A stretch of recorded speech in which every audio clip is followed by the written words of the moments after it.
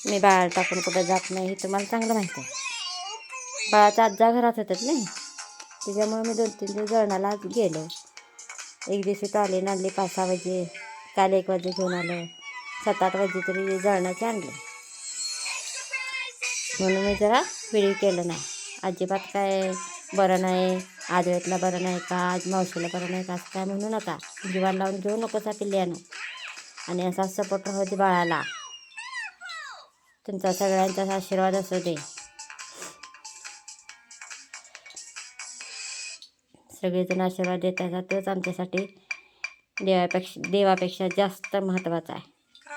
तुमचा आशीर्वाद हे देवाचा आशीर्वाद आहे असंच समजतो मी.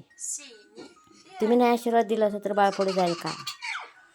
2-3 दिवस केला नाही म्हणताना वाटलं तर जरा बाबा व्हिडिओ सोडावं, बाळ थोडे खात्याला सोडावं, बाळ बघत बसलेलं सोडावं, दाखवा बाई जळणाला गेलतो आणि 2-3 दिवस जळून वडलं.